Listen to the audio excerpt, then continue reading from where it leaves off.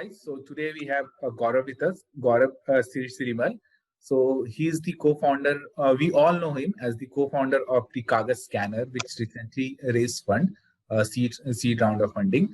But a lot of us don't know that previous to Kagas Scanner, he also raised two more startups. One is the TACME, and the other is the Sorted AI. If I'm pronouncing it right, Gaurav. Yes, yes. So we will today we will talk a bit about the Kagaj scanner, as it is like the face of the vocal for local, and also it got its mention by the Honorable Prime Minister Narendra Modi into Man Ki Baat. So which is like a big thing for any early stage startup. So let's start our discussion with Gaurav.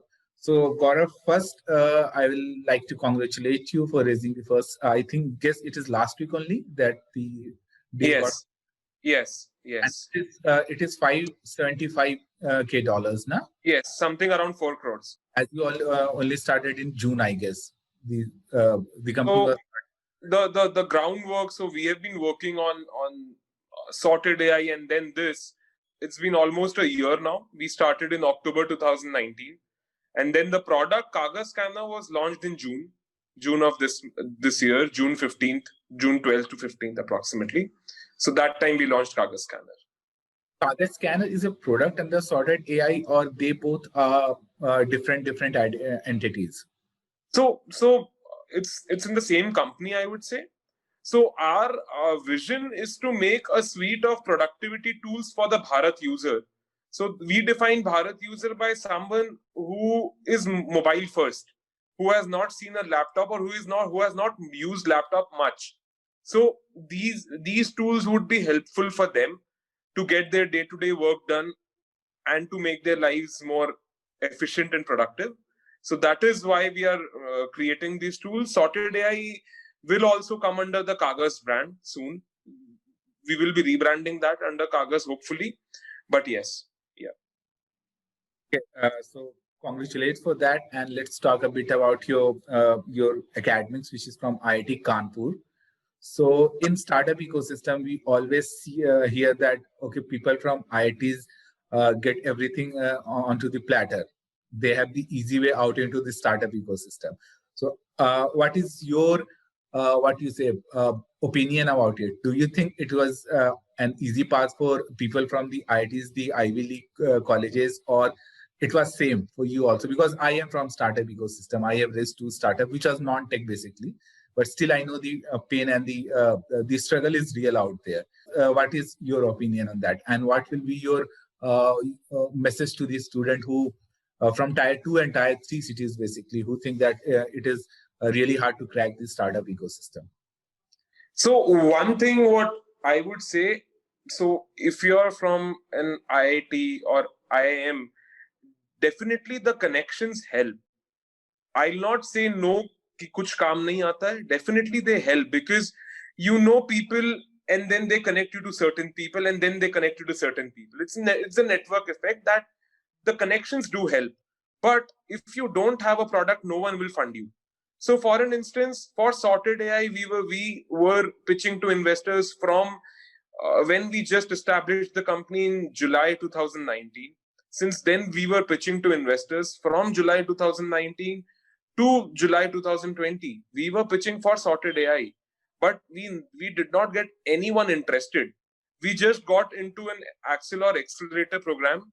That was the winter batch of 2019. We got there, but no particular investor was interested that we'll fund you. And we had all the good names. So I'm from IIT Kanpur. My partner is from IIT Bombay, ISB Hyderabad. My third partner is from Army Institute Technology, Pune.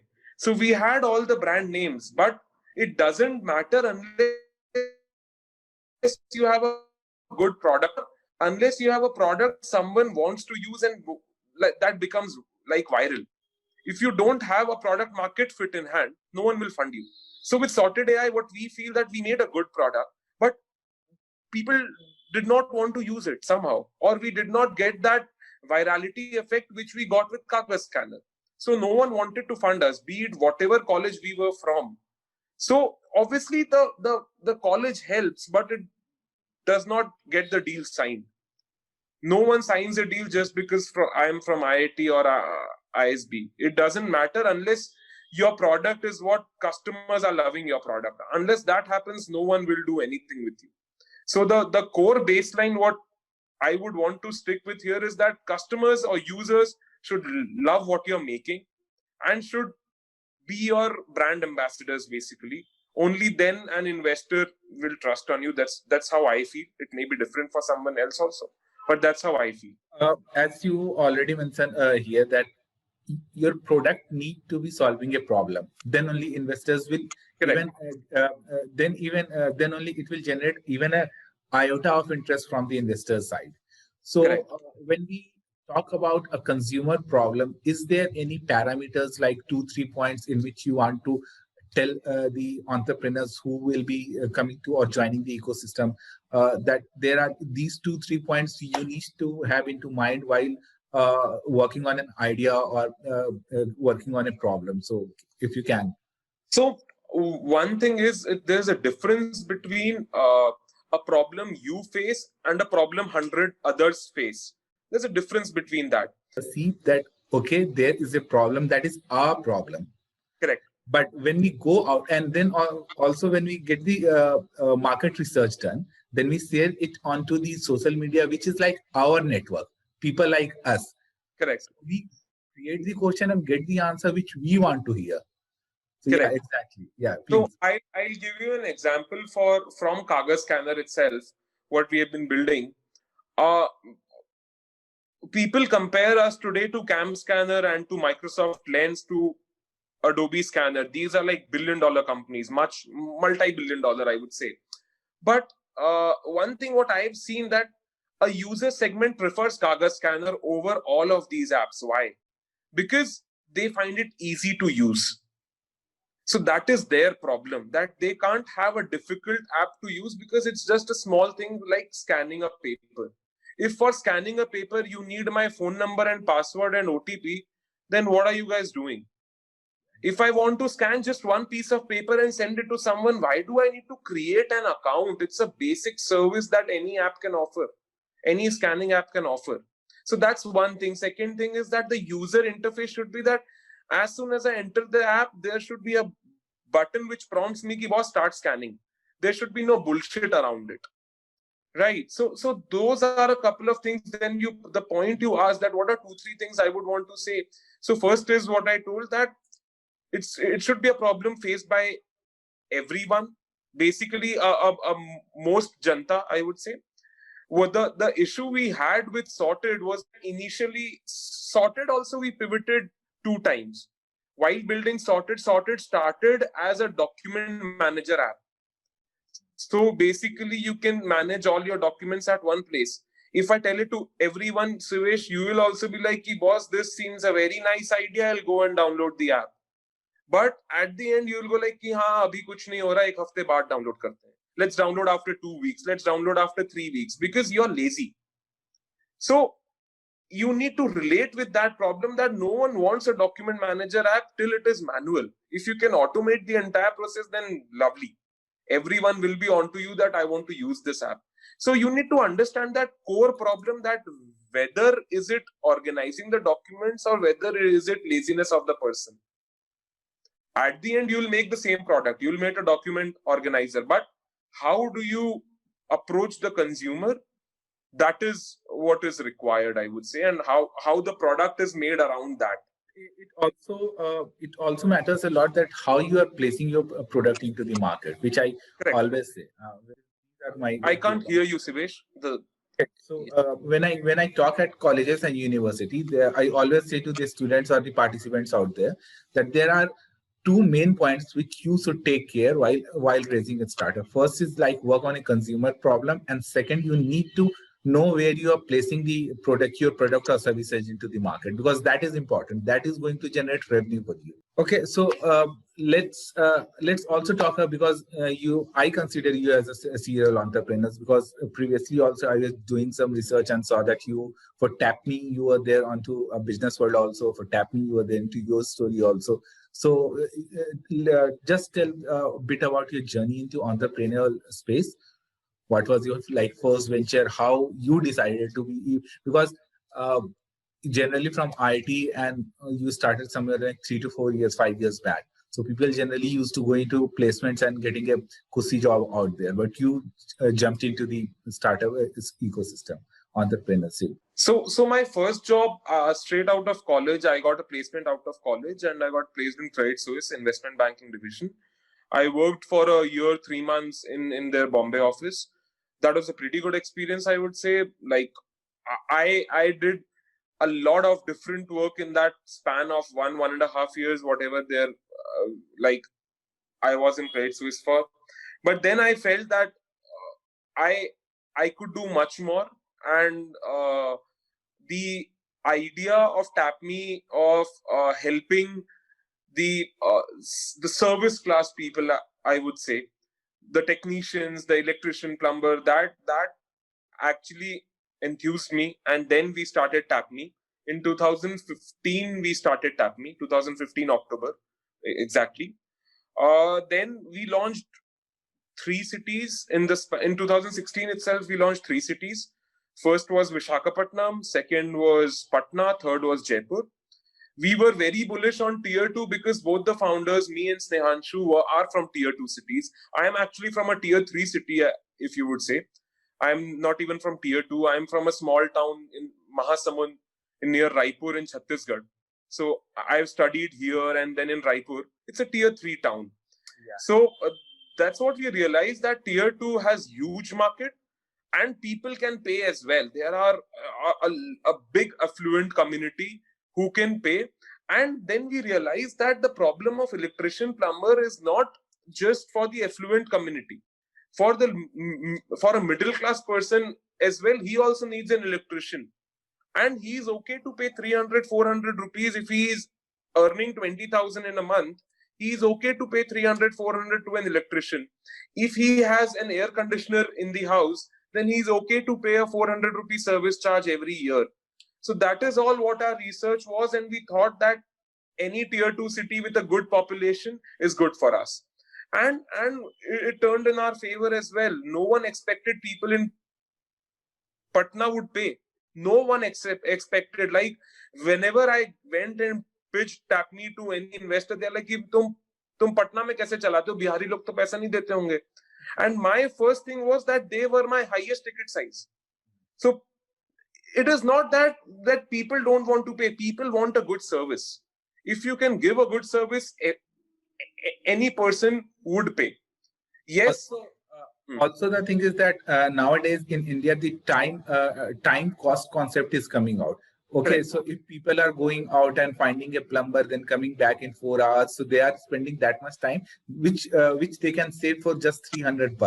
So that is I also want to add one thing over there. Time, obviously, the top reason. Second is reliability. So you are letting a person enter your house. That is much more than a delivery or much more than a mobile app. You are letting a stranger into your house. He can do anything. So if you're a family of 4, it's okay, it's safe. But if you're a single parent, single woman, single man, it's difficult. You feel insecure that someone else is in my house, working in my house with all the possible. Your spanner is there. Your those tools are also there. So people feel insecure. But when they see that someone from a company uniform, where a company uniform comes in with an ID card, their trust is more. factor. Yeah. Correct. Trust is a heavy factor, I would say. So Vishakhapatnam, the South India is famous for the literacy levels. So a Vishakhapatnam consumer was heavily dependent that, okay, the person was not wearing a uniform. Why was he not wearing a uniform? So those people were critical for that. The Patna consumer was critical for something else. So these things were addressed because a company was addressing that problem and people liked it. So that is what our experience with TapMe was, that there is a good. So what happens, Sivesh, is like people from Jharkhand or Bihar come to Delhi to work. Then who is left in Jharkhand and Bihar to serve the Jharkhand Bihar customer? No one. Yeah. That is what we were addressing, I would say. So that was the main point. Then we ran that for 3 years, the B2C division of it. But we had to shut down the B2C division because that's a cash burning situation for you. And if you can't get funding in B2C operations driven business, if you can't get funding, then it's not a point to keep on burning money. So then customer acquisition cost is like really high in B2C. Not for us. Customer acquisition was not high for us. It was pretty low. We had gotten to pretty low levels doing some good local marketing, which no one expected. So for me, a booking cost, that's what we mattered to us. A booking cost, we got it to as low as 70-80 bucks. That is like low. Really, yeah, so like we really got low to those levels as well. Yeah, but we could not get funding because of multiple reasons, and we had to shut down the B2C division. We ran the B2B division for a year. So in 2018, we shut down the B2C part of it. We started renovations, heavily on renovations and big ticket size items, that making a shop, developing a shop, renovating a shop. We were doing that for customers like Levi's, for Ultratech Cement. So like those were our customers. But at the end of 1 year, we realized that it's a simple contractor job and we are adding no value in it. As graduates, as engineers, we are adding no value as such, no technology as such. No one wanted that technology, and LiveSpace was killing the market. Like they were the bosses. Though they are facing a lot of customer complaints in recent times. Okay, I'm not sure about that. Then recently, in 2009. Yeah, 2019 October, we shut down the entire thing, and we moved on to Sorted. So yes, that's what our journey has been like till now. And luckily, the three so me and Snehanshu have stuck together in these times. Over the past 5 years, we have been working together, and Tamanjeet as well. He was our first hire in Tapme as a head of technology. Now he's a co-founder with us. So all three of us have been working for almost 5 years now. So it has been pretty good, I would say. That means you are carrying the core team, and I these days I have seen it is quite common that a person who joined as the core team member in the first startup is becoming like the co-founder in the second or third startup. It is quite common nowadays. So as mentioned earlier, Ankur, the core team of Groupon, where Ankur was the CEO. When he moved to Nearby, the core team member became the co-founders into Nearby.com. Even the new operations guy into Zomato, which came in place of Pankaj Chadda. So he joined as the chief operation officer, and now he became the co-founder with the Zomato. So this is something which is like a good trend to be into startup. This working with the same team is like it really speeds up your. It's very easy. As per my understanding, you raised one round for Tapme also, the seed round. So Tapme initially was funded by HNIs. So they funded the business, not any institutional investor. So it was HNI, ultra high net worth, I would say. So they funded the business for us initially. You can say angel round, or yes, angel round or seed round. It was a proper seed round, I would say. Okay, so tell me more about the Kagaz scanner now, because it is like a rage. I was just going on the Google Play Store and more than 1 million downloads. Yes. I think, tell me how it came in the entire thing, how you make it more easier for the consumer. And I know that banning the Chinese app played a major role into it, but still, what was the day you realized that it is going viral and all? What was that experience, you can say, or the feeling? Because having 1 million download is like every entrepreneur's dream. So Sivesh, the thing is that, as I told you, Sorted, we were not getting the traction that we wanted with Sorted. So Snehanshu, my co-founder, realized that maybe it is difficult for people to upload a document or something like that. So we should make a scanning app and see how does it pull the users. Let's see. And at the similar time in May, I guess, we got the call of Atmanirbhar Bharat And if you know Sonam Wangchuk, Mr. Yeah. Sonam Wangchuk released a video, hardware in a year, software in a week. So those things came in, and we were like, boss, let's make an Indian scanning app. As we could see on the Play Store, there were scanning apps, but there was no one as we could feel that it's an Indian scanning app. So that was one of the major reasons. And then we also thought that we could integrate the technology we have built at Sorted with the Kaga scanner eventually and see what happens. So we built a very basic scanning app, like you can you can scan one page at a time thing. That is what we built and released on June 15th. That is 15 days before the ban. We did we did one update also in the meanwhile with crashes and all, but on 29 June, as soon as we saw the news release that Cam Scanner has been banned, we went like full, we pushed it a lot in all our marketing groups, all our social media, all entire circle, I would say. And a few influencers picked it up and we got viral overnight then. In a span of 24 hours, we got 100,000 downloads. In a span of 3 days, we got 2 lakh downloads. And then in nearly 2 months, we crossed 1 million. And now, like just yesterday or day before, we have crossed 2 million now. So that has been the journey for us. Obviously, meanwhile, some amazing people have backed us. So First Check was the first backer for us in the month of July. As soon as we got viral and they saw the team and then our vision to make the product, they backed us in the month of July. And then, like recently, we closed it with Pravega Ventures as well. And our initial funders, Axelor Ventures, with whom we were in the accelerator program, they have also participated and reinforced their belief in our idea. So that has been the journey till now.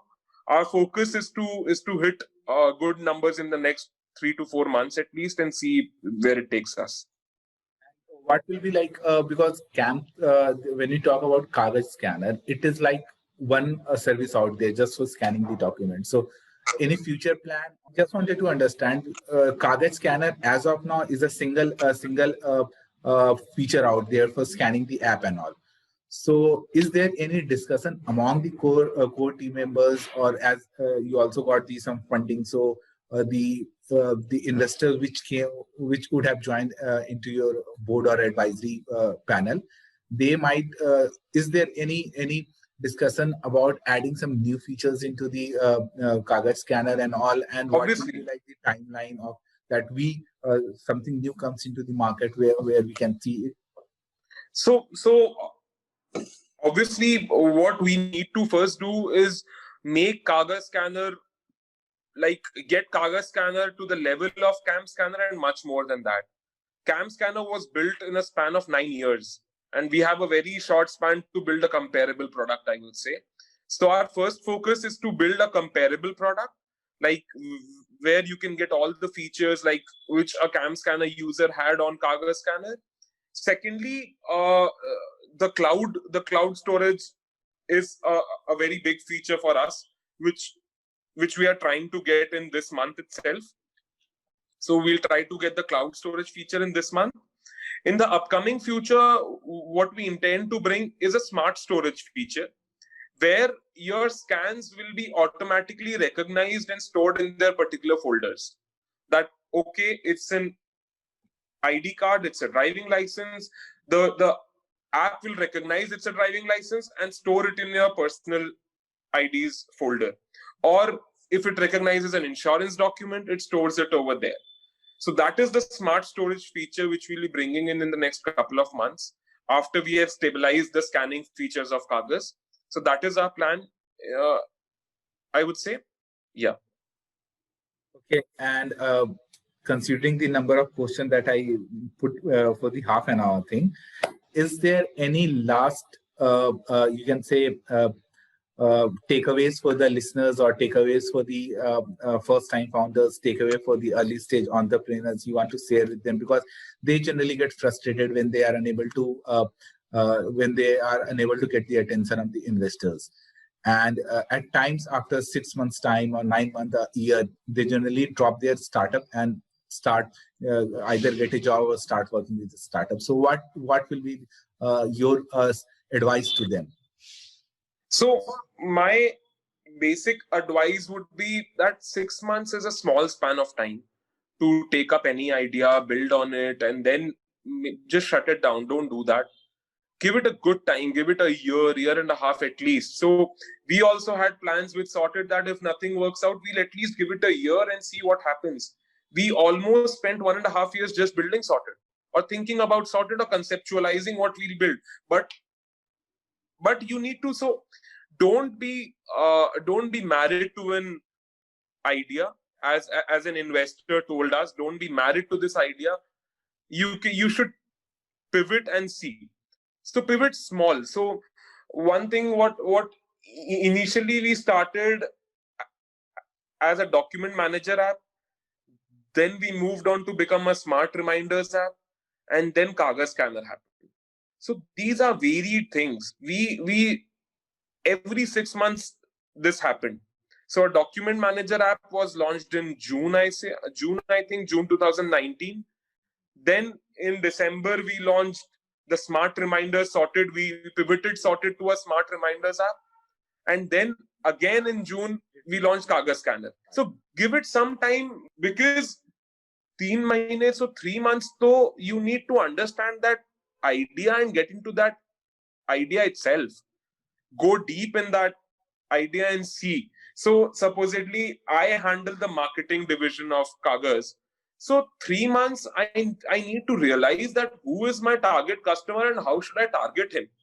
You need various permutations, you need various marketing avenues to check, you need everything to check. So give it some time, don't lose hope.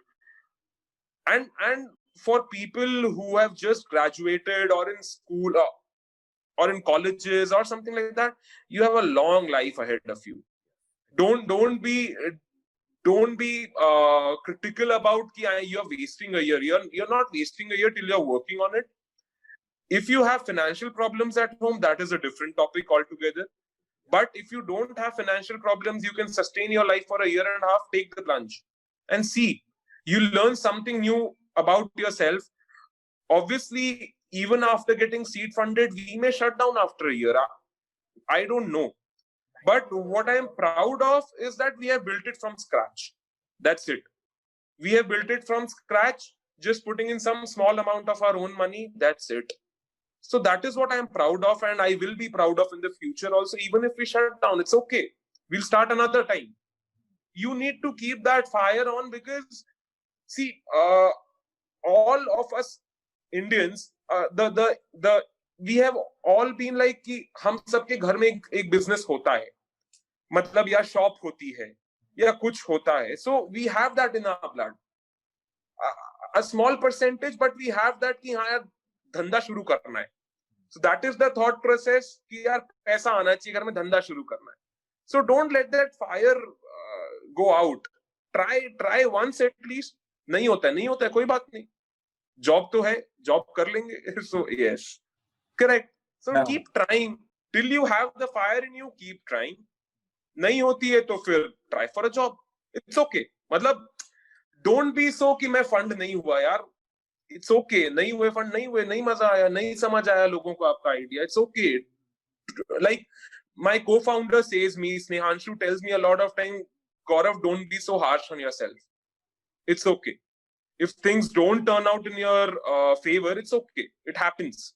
So don't be so harsh on yourself. At the same time, keep trying. You need to keep trying. That's it. That's a good suggestion from your co-founder, that don't be harsh on yourself, because yes, as a founder, we already goes under a lot of stress and correct. everything. It's a lonely journey.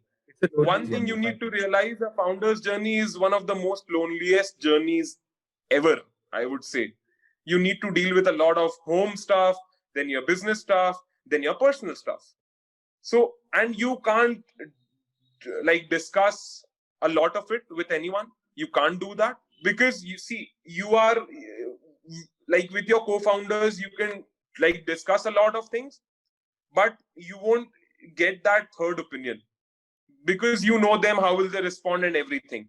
And like with your employees, you cannot tell everything basically. आप उनको सब नहीं बता सकते हो, employees को अपने, and friends को भी आप सारी बातें नहीं बता सकते हो. So it's a lonely journey, I would say. Yeah. But the thing is that you can't tell about startup to your spouse. You can't tell about your problem, your personal problem to your co-founders. You can't tell your co-founder problems to your employee. So it's Yes. completely, you have to be in that grind and you have to continue walking that tightrope. It's a really lonely journey. And people who think that being an founder or an entrepreneur, they are going to make like millions of dollars and they will be like the happiest person on the So earth. I really it has been 1 year I am without a salary. All three founders, it's been 1 year. We shut down Tapney in October. Since October, we had zero salary. Zero. Like literally not 5,000 bhi ghar pe nahi aaye mere. Ab ye samajh lo. It's a zero salary for that 1 year. Really interesting that you just said. And I think first-time founders and entrepreneurs, they should listen to it and they should also think about it. Because I have seen the financial projects and I invested into some companies like 2-3 years back. I was part of the Indian Angel Network. There I invested. So I received some financial projects and where the salary of the CEOs, which were like the founders and the co-founder, they were taking the salary which were almost at the market rates of a well-established startup. So I was like amazed, how can you pay yourself that much when your startup is even haven't raised a single dollar till yet. But still, yeah, there are people and they are ready to set their startup if they are not going to get funded. So yeah, that is like a really naive attitude, but there are people out there like that also. Okay, thank you, Gaurav. It was like really talking to you, and I really enjoyed talking to people from the startup ecosystem who are like trying really hard. And you also tasted some success with the fund that you just recently raised, and It's just a long way to the top, my friend. It's just the start. It's just the start that I know, and we wish you all the best. And I believe that you are going to come up with new products which is going to tap the Indian market as it is growing like really high CAGR, and also that the Reliance Jio, which I give all credit to, the internet penetration that they have increased. Reliance Jio, so they have created a technological environment where the tech startups are going to really do well in coming 2 to 5 years. So it's another thing that they are buying all the tech startups, whichever is like booming in. But that is also a good exit strategy. But yeah, and we wish you all the best. And I will catch up with you again in 6 months' time, and we will have a discussion again over it. Sure, Sivesh. Glad to be here. Thank you.